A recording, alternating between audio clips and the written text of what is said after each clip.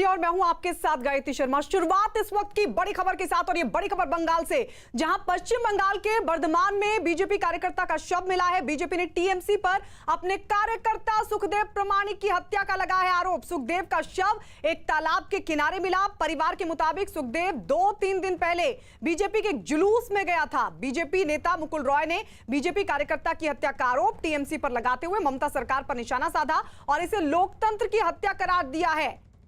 तो एक और हत्या को टीएमसी की साजिश बीजेपी की तरफ से बताया जा रहा है कि बीजेपी कार्यकर्ता का शव किनारे से बरामद हुआ और बीजेपी का सीधा आरोप यह है कि इस सब के पीछे टीएमसी की साजिश है। हत्या की राजनीति को बंद करें।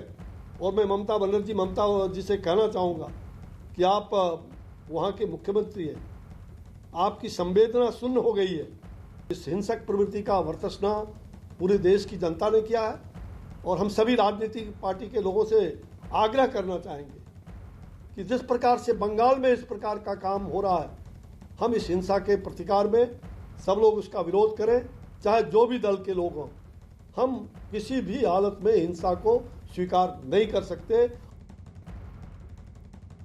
बीजेपी लगातार मुख्यमंत्री ममता बनर्जी और तृणमूल कांग्रेस पर राजनीतिक हिंसा का आरोप लगा रही है। इसी से जुड़ी 3 तस्वीरें आपकी टीवी स्क्रीन पर।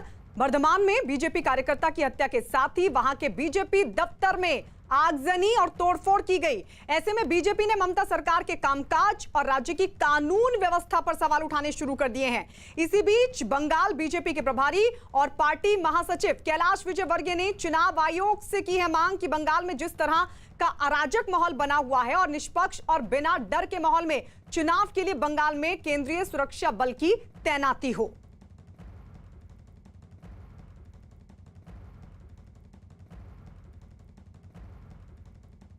चलिए, इस वक्त हमारे साथ हमारे 2 सहयोगी जुड़ चुके हैं। आशिका सिंह कोलकाता से हमारे साथ हैं, अमित पांडे हमारे साथ दिल्ली से बने हुए हैं, तो वहीं हमारे साथ वरिष्ठ पत्रकार शेष नारायण सिंह भी जुड़ चुके हैं। लेकिन सबसे पहले आशिका, आपके पास आते हुए इस पूरे मामले को लेकर क्या वहां से कोई कार्रवाई हुई है? जिस तरीके से तालाब के किनारे से बीजेपी कार्यकर्ता का शव मिला, उस पूरे मामले में सुरक्षा की दृष्टि से अगर हम बात करें, प्रशासन का क्या रुख अभी तक?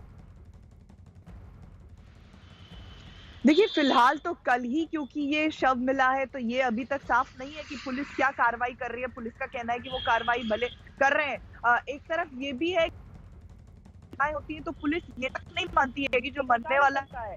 टीएमसी ने साफ कह दिया है कि वो बीजेपी का कार्यकर्ता नहीं था। राजनीति इसको भी लेकर शुरू हो चुकी है। लेकिन जो यहाँ पर गौर करने वाली बात है वो ये है कि 24 घंटे में 2 बीजेपी के कार्यकर्ता, जैसा कि बीजेपी दावा कर रही है, वो मारे गए हैं।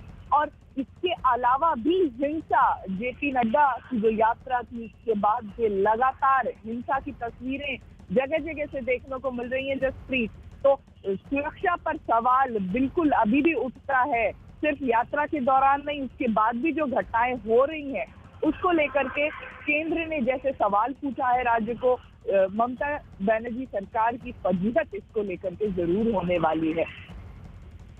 जी, यानी अभी तक फिलहाल कोई कार्रवाई नहीं की गई है, किसी की भी गिरफ्तारी इस पूरे मामले पर नहीं हुई है। अमित, आपके पास आते हुए इस पूरे मामले को केंद्र किस तरीके से देख रहा है? क्योंकि जिस तरीके से जेपी नड्डा के काफिले पर भी हमला हुआ, उसके बाद केंद्र सरकार की तरफ से सख्ती दिखाई गई, गृह मंत्रालय ने तलब की, हालांकि वहां पर भी टकराव देखने को मिला। लेकिन इस पूरे मामले पर क्या केंद्र की भी नजर है?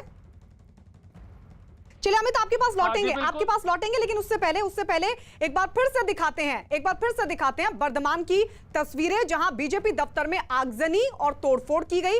आगजनी में कुर्सी, टेबल समेत दफ्तर के दूसरे सामान जलकर राख हो गए। बीजेपी ने तोड़फोड़ का आरोप टीएमसी कार्यकर्ताओं पर लगाया है। हालांकि टीएमसी इन आरोपों से कर रही है इनकार। शिकायत के आधार पर पुलिस मामले की जांच कर रही है।